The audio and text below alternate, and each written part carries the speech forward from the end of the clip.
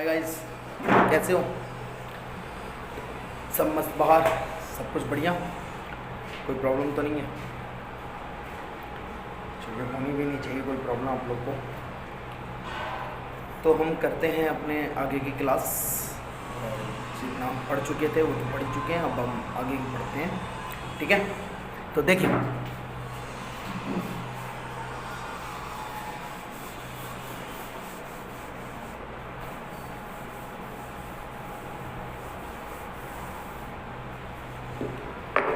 बेटा, हम कर रहे थे क्या? पार्टनरशिप पढ़ रहे थे। देखिए,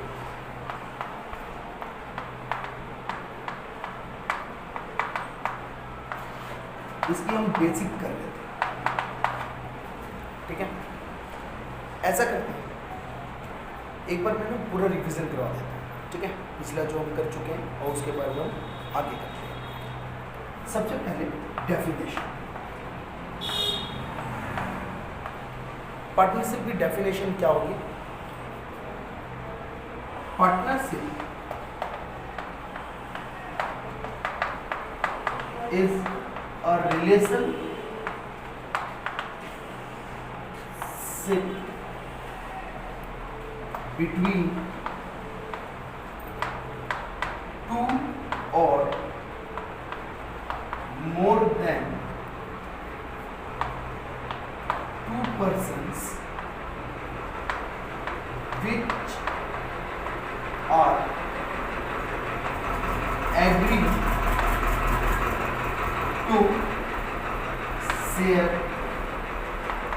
their profit or loss in a certain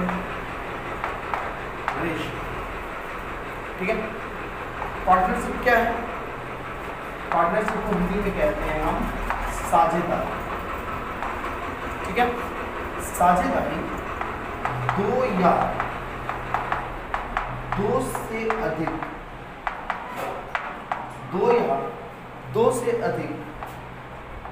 लोगों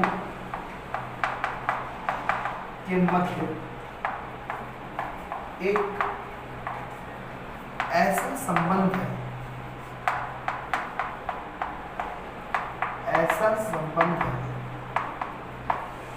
जिसमें वे लाभ या हानि को एक निश्चित अनुपात में बांटने पर सहमत होते।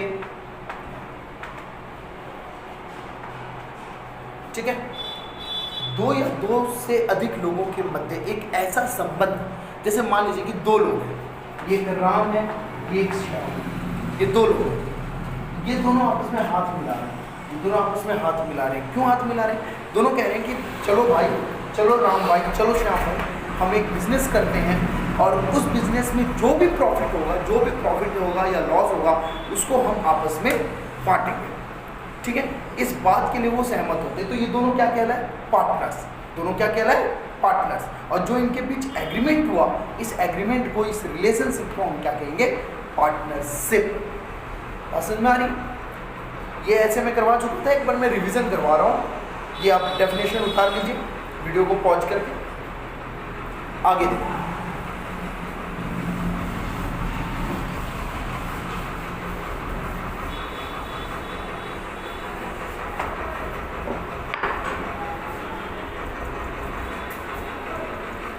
Agreement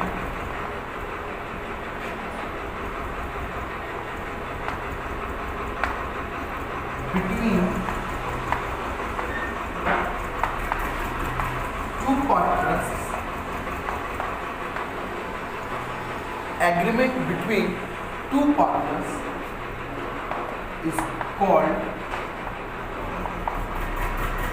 partnership deed. जो एग्रीमेंट होता है दो पार्टनर्स के बीच में, उसको हम क्या कहते हैं? पार्टनरशिप डीड कहते हैं, ठीक है। This will be either written or verbal. ये या तो रिटन हो सकता है या तो वर्बल हो सकता है। पार्टनरशिप डीड या तो लिखा हुआ हो सकता है या हम मुंह से बातें करके भी हो सकता है। हो सकता है कि दो व्यक्ति हैं आपस में खुद बात करिए कि देखो ऐसा है कि हम ऐसे ऐसे प्रॉफिट बांटेंगे, ये नियम होगा, हम ये काम करेंगे, इतना पैसा लगाएंगे, आपस में बातचीत कर रहे हैं, कहीं लिखित नहीं है, तो ये भी एक प्रकार का क्या कहलाएगा, पार्टनरशिप डीड कहलाएगा। और अगर उसको लिख लेते हैं तब भी वो क्या कहलाता है, पार्टनरशिप डीड। पार्टनरशिप में ऐसा कहीं नहीं लिखा, पार्टनरशिप की जो एक्ट है उस एक्ट में ऐसा कहीं नहीं लिखा कि पार्टनरशिप डीड जो होनी चाहिए वो लिखित में होना चाहिए, वो रिटेन में होना चाहिए। वो वर्बल भी हो सकता है, रिटेन भी हो सकता है और वर्बल भी हो सकता है। दो साझेदारों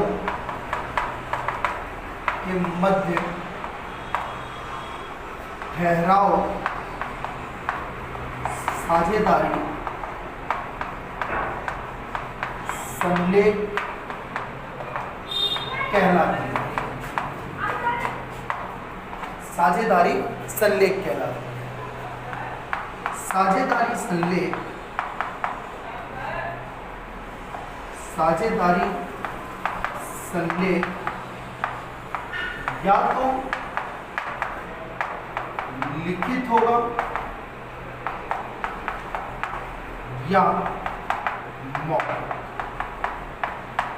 लिखित भी हो सकता है और मौखिक भी हो सकता है, ठीक है। लेकिन लिखित होने के इसके कई सारे फायदे हैं। क्या क्या फायदा है? लिखित होगा तो क्या होगा, जो फ्यूचर में कोई भी अगर डिस्प्यूट होती है, कोई आपस में झगड़ा होता है, तो उसको लेकर के कोई मतलब फ्यूचर में अगर कोई भी झगड़ा होता है, कोई डिस्प्यूट होता है, तो उसका जो निपटारा है, जो उसका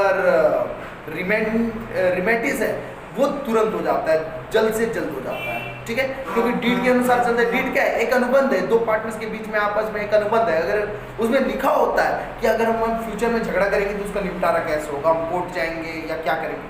दूसरा, कोर्ट में ये एविडेंस का काम करता है, ठीक है। इसके रिटेन होने के दो रीजन हो सकते हैं। रीजन बिहाइंड रिटन डीड, संलेख के लिखित होने के कारण। संलेख लिखित क्यों होगा? संलेख के लिखित होने के कारण क्या है? पहला, एविडेंस फॉर कोर्ट, अदालत के लिए क्या करेगा ये, कि एविडेंस का काम करेगा, सबूत का काम करेगा, है ना। अदालत में सबूत के लिए। और क्या है? Second, for future dispute between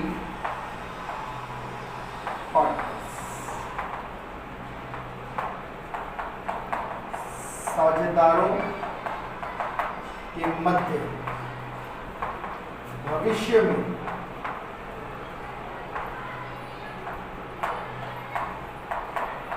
होने वाले झगड़े के,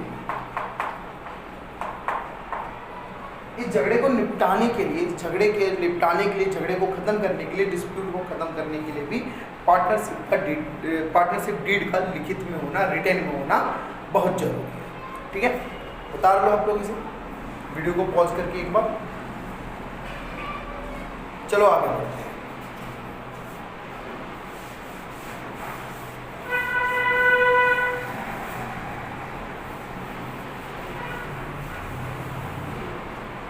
हम बात करते हैं profit and loss appropriation account की, ठीक है। हम किसकी बात करते हैं? Profit and loss appropriation.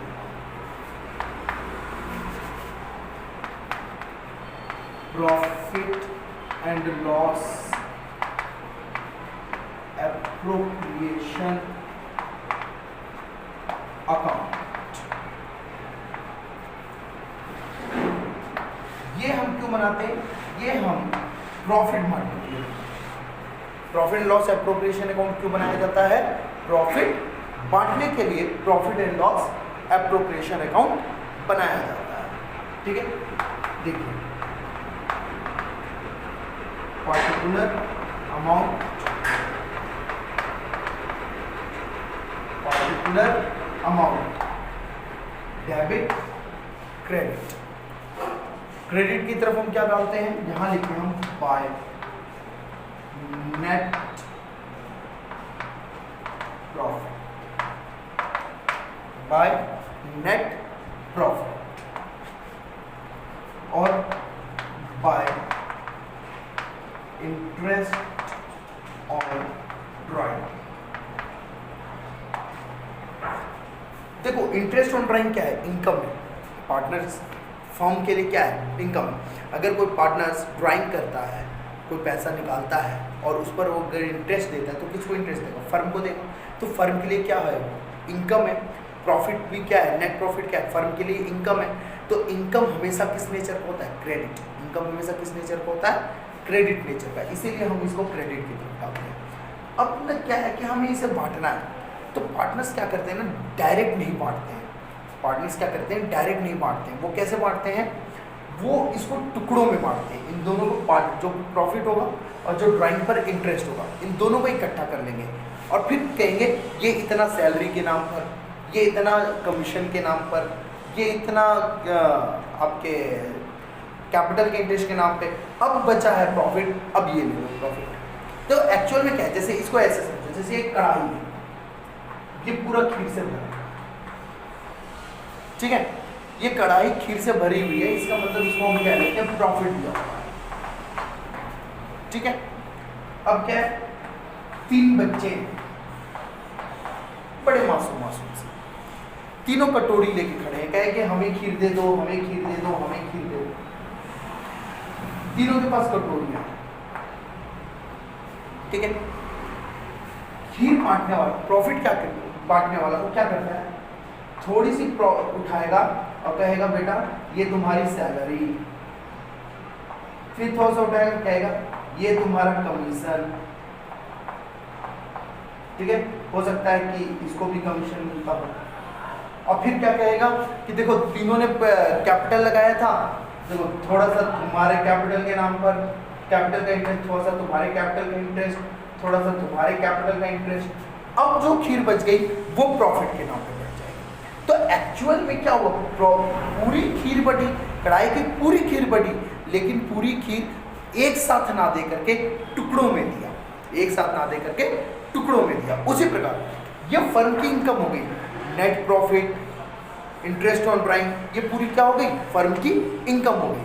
ये इनकम एक बार ना दे करके टुकड़ों में दे रही है, जैसे सैलरी, कमीशन, कैपिटल पे इंटरेस्ट, ठीक है? और उसके बाद जो बच जाएगा वो उसके बाद दे देंगे। बात समझ में आ रही?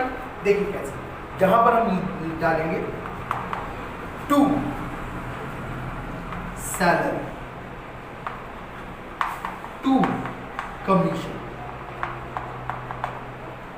टू इंटरेस्ट ऑन कैपिटल, और जो बच जाएगा उसको कहते हैं टू डिस्ट्रीब्यूटेबल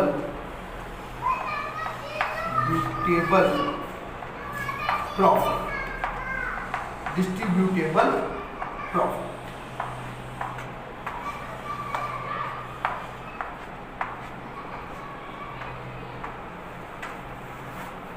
ये हो गया आपका प्रॉफिट एंड लॉस एप्रोप्रिएशन, ठीक है? अब इस प्रॉफिट एंड लॉस एप्रोप्रिएशन में जो हमारा मेन बात है, ये तो समझ में आ गया ना सबको? एक बार वीडियो को पॉज करके इसको उतार लीजिए। अब देखिए उतार लिया।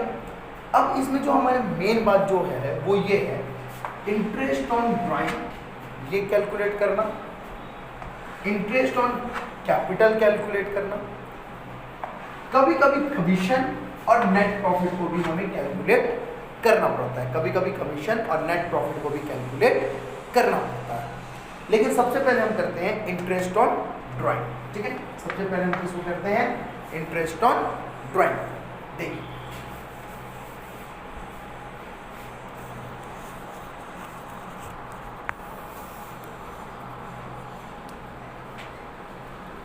देखिए इंटरेस्ट ऑन ड्राइंग को हम करेंगे सबसे पहले calculation for interest on drawing, ठीक है। Calculation for interest on drawing, calculation for interest on drawing क्या होगा, कैसे interest on drawing equal total drawing into rate upon 100 into average period upon 12, ठीक है। कैसे करते हैं हम इंटरेस्ट ऑन ड्राइंग, कैसे निकालते हैं, total drawing into rate upon 100 into average period upon में 12, ठीक है। अब टोटल ड्राइंग तो हमें पता है, जितना पूरे एक साल में जितना ड्राइंग किया है उसको हम क्या कहते हैं, टोटल ड्राइंग। रेट आपको एक क्वेश्चन में दिया होगा कि जो इंटरेस्ट लगाएगा वो किस रेट से लगाएगा, 5% से, 6% से, 10% से। एवरेज पीरियड ये आपको निकालना होगा, ये तो 12 है। एवरेज पीरियड कैसे निकालते हैं, देखिए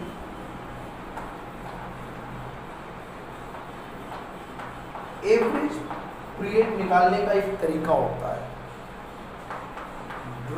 time lapse after first drawing plus time lapse after last drawing upon में 2, ठीक है। Time left after first drawing मतलब पहले ड्राइंग के बाद जितना समय बच गया plus time left after last drawing, अंतिम समय के बाद जितना अंतिम ड्राइंग के बाद जितना समय बच गया अपॉन में 2। जैसे देखिए मान लीजिए कि 1 अप्रैल को किसी ने ड्राइंग किया, फिर 1 मई को भी ड्राइंग किया, 1 जून को ड्राइंग कर रहा है, 1 जुलाई, 1 अगस्त, 1 सितंबर, 1 अक्टूबर, 1 नवंबर, 1 दिसंबर, 1 जनवरी और 1 फरवरी और 1 मार्च। ये ड्राइंग कर रहा है, 12 महीने ड्राइंग कर रहा है वो, प्रत्येक महीने की 1 तारीख। तो जो पहली ड्राइंग होगी, सबसे पहली ड्राइंग होगी वो कब होगी, 1 अप्रैल को। तो 1 अप्रैल को ड्राइंग के बाद उसके पास कितना समय बच गया, 1 अप्रैल को ड्राइंग के बाद उसके पास कितना समय बच गया, 1 अप्रैल को किया तो पूरा अप्रैल का महीना। अब ये मई, जून, जुलाई, अगस्त, ये सब महीने तो उसके पास बच गए। टाइम क्या लिखा है, time left after first drawing, पहले ड्राइंग के बाद जितना समय बच गया, 12 महीने में कितना समय बच गया, 1 अप्रैल को किया तो पूरा अप्रैल बच गया, मई, जून, जुलाई ये तो सारे बच ही गए, मतलब टोटल कितना महीने बच गया, 12 plus time left after last drawing. अंतिम ड्राइंग कब करेगा वो, अंतिम ड्राइंग 1 मार्च को करेगा। तो 1 मार्च को ड्राइंग करने के बाद उसके पास कितना समय बच गया, 1 मार्च को किया तो केवल मार्च का महीना, क्योंकि अप्रैल से तो फिर नया साल शुरू हो जाएगा। तो उस साल के लिए अगर 1 मार्च को ड्राइंग करेगा तो केवल 1 महीना बच जाएगा उसके पास। लास्ट ड्राइंग के बाद 1 महीना बटे 12 + 1 कितना हो जाएगा, 13/2 कितना हो जाएगा, 6.5। तो एवरेज पीरियड कितना हो जाएगा, ये 6.5। अगर वो हर महीने की 1 तारीख को ड्राइंग करेगा तो एवरेज पीरियड कितना हो जाएगा, 6.5। वीडियो पॉज करके उतार लो इसको। अब देखो आगे, अगर यही मैं कहूँ कि 1 तारीख को ना करके हर महीने के लास्ट में वो ड्राइंग कर रहा है, हर महीने के लास्ट में ड्राइंग कर रहा है,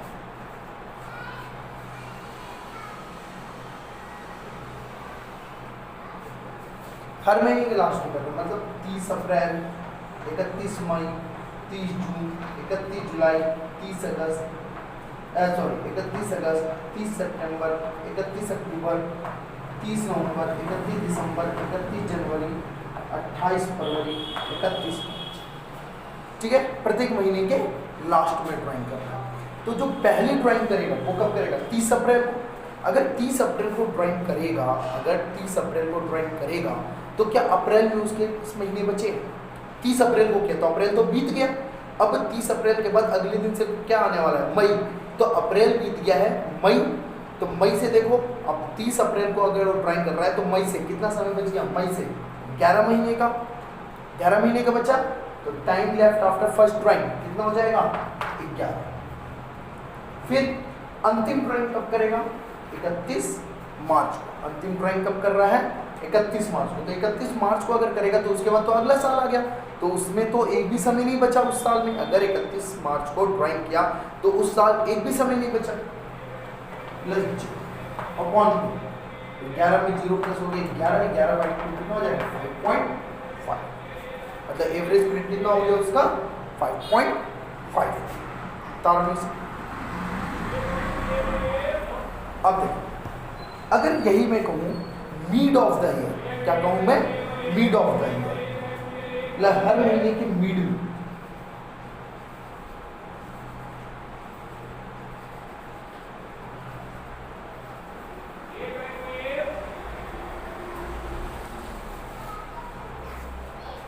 देखिए, अगर वो कह रहे हैं 15 अप्रैल, 15 मई, 15 जून, 15 जुलाई, 15 अगस्त, 15 सितंबर, 15 अक्टूबर, 15 नवंबर, 15 दिसंबर, 15 जनवरी, 15 फरवरी, 15 मार्च।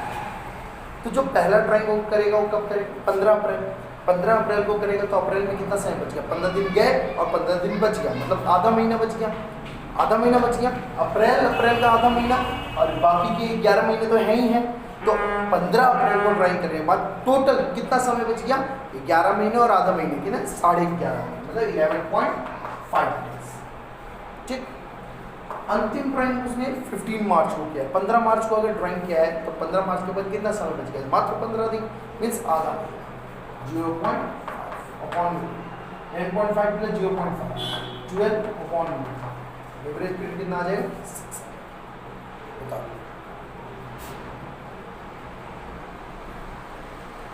ठीक है। अब मान लो कि वो ये कहता है कि नहीं, पर हर महीने नहीं कर रहा है, वो पर क्वार्टर ड्राइंग कर रहा है। क्या कर रहा है? पर क्वार्टर ड्राइंग कर रहा है। हर क्वार्टर मतलब होता है 3 महीने। जैसे कि मैं डेट हटा रहा हूँ, अब डेट का मतलब तो आप समझ ही गए होंगे।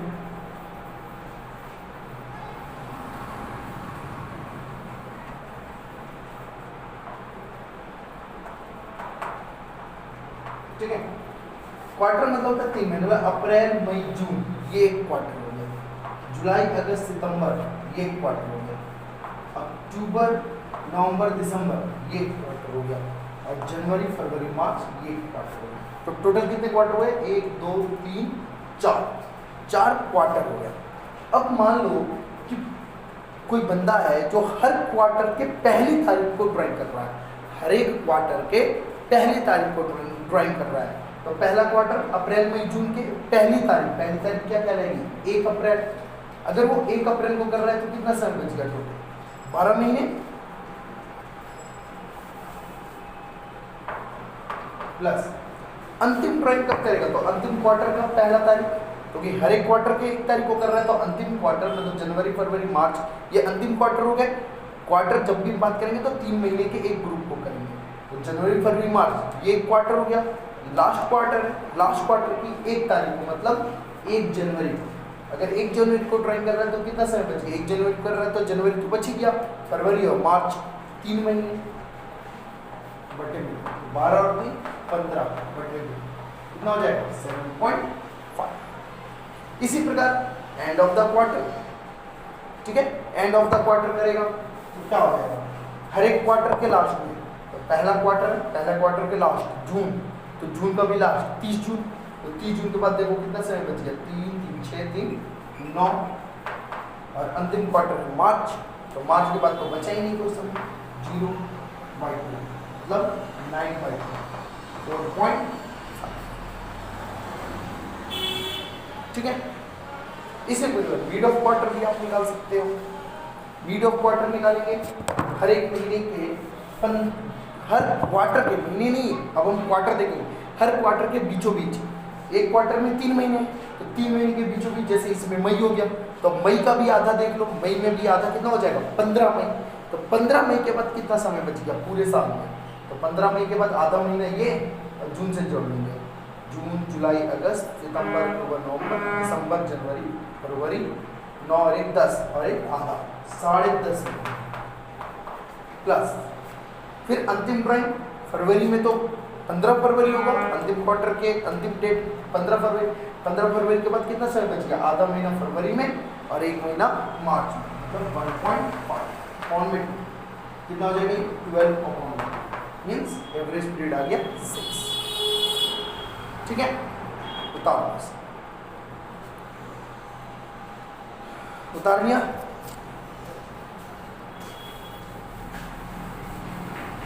तो ये था एवरेज पीरियड का तरीका। ये तो हमने एवरेज पीरियड निकाला। अगर हमें टाइम पता था कि वो ड्राइंग कब कर रहा है, ठीक है, अगर हमें ये पता ही ना हो कि वो ड्राइंग कब कर रहा है, अगर हमें ये बात का इल्म ही ना हो, पता ही ना हो कि वो ड्राइंग कब कर रहा है, तो हम क्या करेंगे, तो हम एवरेज पीरियड 6 मंथ करेंगे। हमारे पास टोटल ड्राइंग दिया होगा, समय नहीं दिया होगा कि वो ड्राइंग कब कर रहा है, तो एवरेज पीरियड हम क्या लेंगे 6 मंथ। तो लिख लो, अगर ड्राइंग का समय ना दिया हो तो एवरेज पीरियड 6 मंथ, मतलब एवरेज पीरियड की जगह 6 लिख देंगे। ठीक है, और अगर समय दिया हो, जैसे मैंने बताया, beginning of the month, end of the month, mid of the month, beginning of quarter, mid of quarter, end of quarter, तो जो उसका एवरेज पीरियड है वो है। बाकी तरीका वही है। ठीक है, अच्छा, टोटल ड्राइंग हर महीना करेगा तो एक महीने की ड्राइंग को 12 से मल्टीप्लाई करोगे। अगर प्रत्येक क्वार्टर में ड्राइंग करेगा तो एक क्वार्टर की ड्राइंग को 4 से गुणा करोगे, तब जाके आएगा आपका टोटल ड्राइंग। बात समझ लेना, टोटल ड्राइंग का मतलब होता है एक महीने की जो ड्राइंग है, या तो एग्जैक्ट दे देगा कि टोटल इतनी ड्राइंग है। अगर टोटल ड्राइंग दे दिया और कोई समय नहीं बताया, तब तो यहाँ पर सिर्फ 6 मत ले लोगे, बाकी जो भी टोटल ड्राइंग है इंटू में जो रेट होगा अपॉन में 100 इंटू में जो एवरेज रेट कितना है 6 अपॉन में 2, ये हो जाएगा। लेकिन अगर समय दिया है कि ड्राइंग जो है एट द बिगिनिंग है, एट द एंड है, एट द मिड है, तो उसका एवरेज पीरियड तो आपको पता है, या बिगिनिंग ऑफ क्वार्टर है, beginning of end of quarter है, मिड ऑफ क्वार्टर है, तो उसके लिए हम क्या करेंगे, टोटल ड्राइंग निकालने के लिए एक मंथ के ड्राइंग को, अगर बिगिनिंग ऑफ द मंथ है, एंड ऑफ द मंथ है, मतलब मंथ की बात कर रहा है, क्वार्टर की बात नहीं कर रहा, मंथ की बात कर रहा है, तो जितनी एक मंथ की ड्राइंग होगी उसको 12 से मल्टीप्लाई करें तो हमारा क्या आ जाएगा टोटल ड्राइंग। और अगर क्वार्टर की बात करेगा तो एक क्वार्टर की ड्राइंग को 4 से मल्टीप्लाई करोगे। क्यों? क्योंकि एक साल में कितने क्वार्टर आते हैं, 4 क्वार्टर आते हैं। ठीक है, तो 4 से मल्टीप्लाई करोगे तो टोटल हो जाएगा। और अगर समय ना दिया हो तो एवरेज पीरियड कितना लेना होगा, 6 मंथ का। लिख लो, ये सब बातें लिख लेनी चाहिए। कई बार ऐसा होता है कि ड्राइंग करने की डेट निश्चित नहीं होती, अलग अलग डेट होती है। किसी का 1 जून को ले लेगा करेगा ड्राइंग, किसी का 1 सितंबर को ड्राइंग करेगा, किसी का 31 अक्टूबर को ड्राइंग करेगा। तो उसके लिए हमें क्या करना होता है, प्रोडक्ट निकालना होता है। उसके लिए हमें क्या निकालना होता है, प्रोडक्ट। और प्रोडक्ट से टोटल ड्राइंग निकालते हैं। प्रोडक्ट से क्या निकालते हैं हम, टोटल ड्राइंग। ठीक, और एवरेज पीरियड की जगह ले लेते हैं 1। एवरेज पीरियड की जगह क्या ले लेते हैं हम, 1। ठीक है, देखो प्लीज, अगर डेट एक जैसे ना हो, अलग अलग डेट हो, तो हम क्या करें, जो ड्राइंग दिया होगा उसको मल्टीप्लाई कर दोगे, ड्राइंग को मल्टीप्लाई करोगे रिमेनिंग टाइम्स,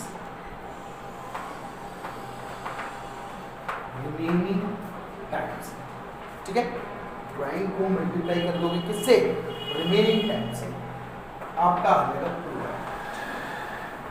अब जो प्रोडक्ट आएगा उस प्रोडक्ट का आप टोटल कर दोगे, जो टोटल होगा वो टोटल ड्राइंग करेगा। जैसे मान लो, एक मैं एग्जांपल से समझाता हूँ।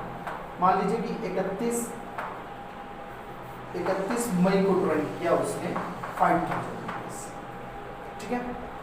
फिर 30 जून को ड्राइंग किया उसने 5000 रुपीज। फिर 1 सितंबर को ड्राइंग किया उसने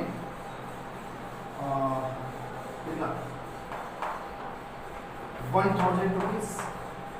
और फिर 31 दिसंबर को उसने ड्राइंग किया कितना 1000 रुपीज। थोड़ा इजी हो जाएगा, इजी अमाउंट ले रहा हूँ। ये तो हो गया ड्राइंग, ये हो गया आपका टाइम। आप क्या करोगे, प्रोडक्ट निकालोगे। क्या निकालोगे आप, प्रोडक्ट निकालोगे। प्रोडक्ट कैसे निकालेंगे, सॉरी प्रोडक्ट निकालने से पहले रिमेनिंग टाइम निकालोगे। रिमेनिंग टाइम, ठीक है। रिमेनिंग टाइम में क्या निकालोगे, 31 मई है तो 31 मई के बाद साल में कितने समय बच गए, मई तो खत्म हो गया। जून से टोटल कितने समय बच गए, 7 महीने। जून, जुलाई, अगस्त, सितंबर, अक्टूबर, नवंबर, दिसंबर, जनवरी, फरवरी, मार्च, सॉरी 10 महीने।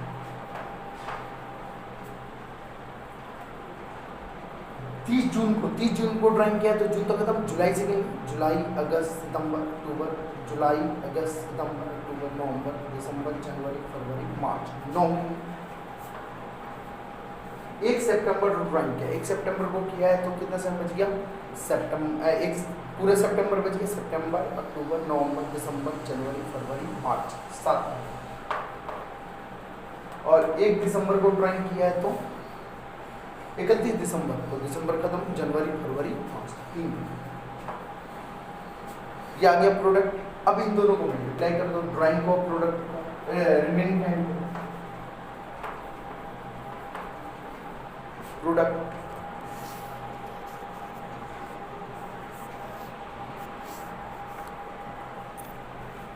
ठीक है, दिख रहा है, ठीक है। प्रोडक्ट कर लीजिएगा, कैसे कीजिएगा, 5000 को 10 से 50,000, 5009 से 45,000, 1000 को 7 से 7,000 और ये 3,000, 10,000 फिर 60,000 और 1,05,000, 1,05,000।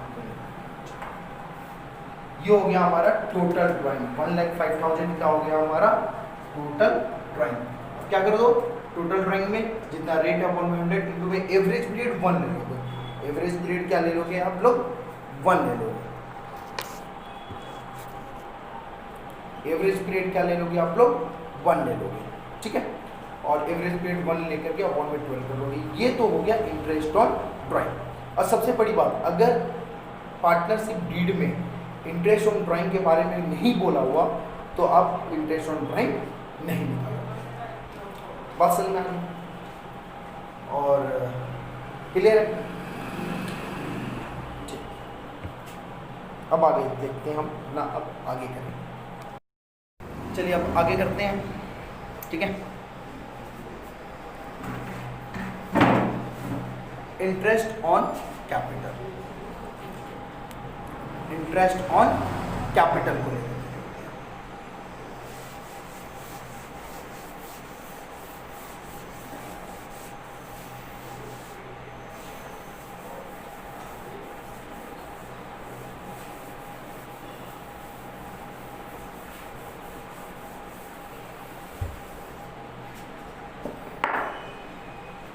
देखिए, इंटरेस्ट ऑन कैपिटल,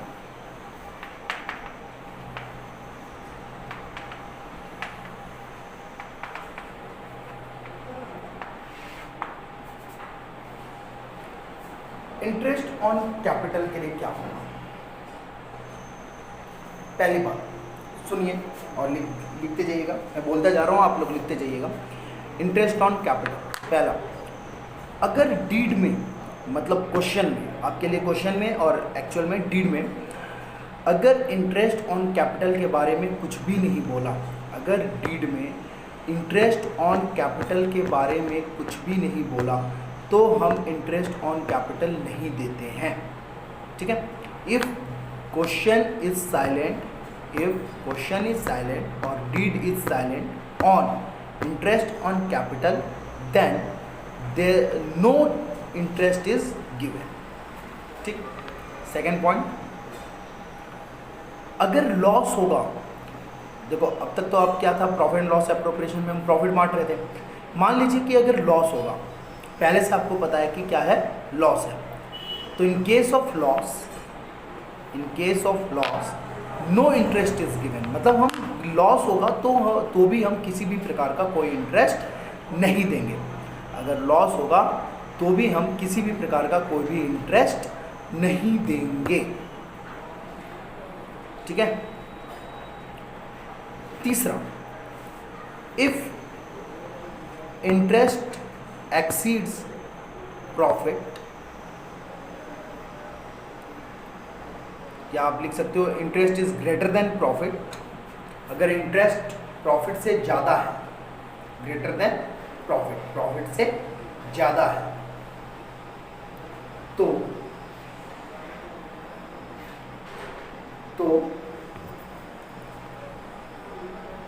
इंटरेस्ट को प्रॉफिट को इंटरेस्ट के प्रोपोर्शन में बांटेंगे, प्रॉफिट को इंटरेस्ट के प्रोपोर्शन में बांटेंगे।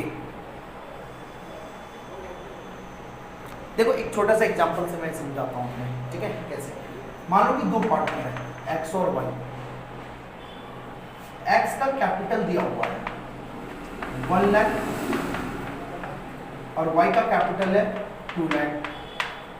ठीक है, एक्स का कैपिटल है 1 लाख और वाई का कैपिटल है 2 लाख।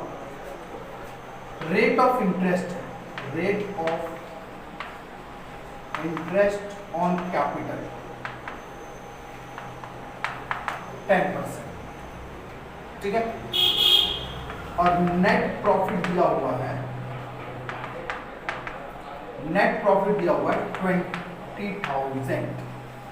नेट प्रॉफिट कितना दिया हुआ है, 20,000।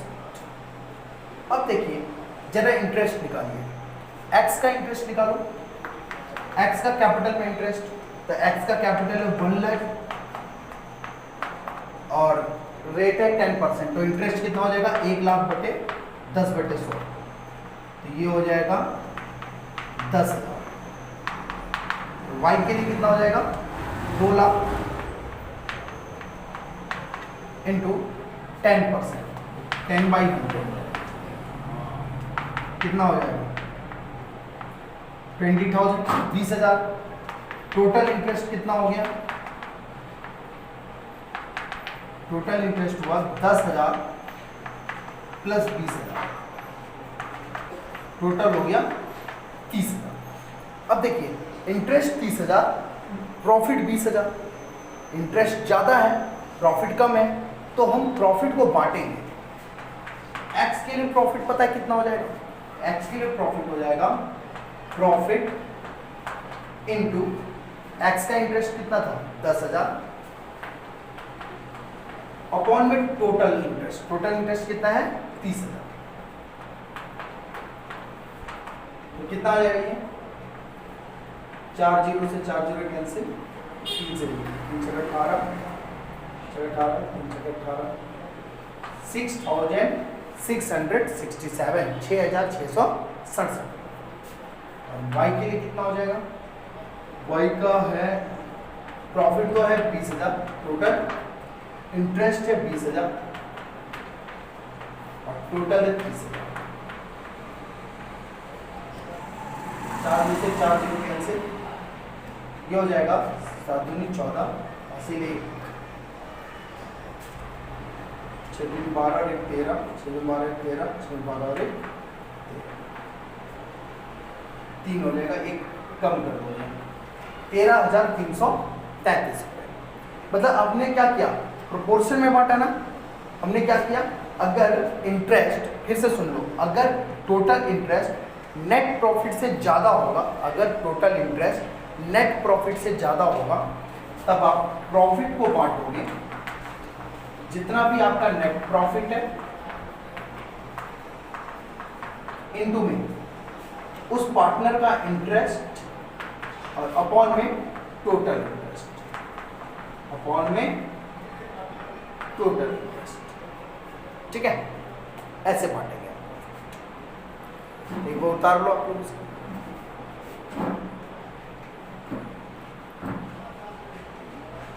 उतार लिया।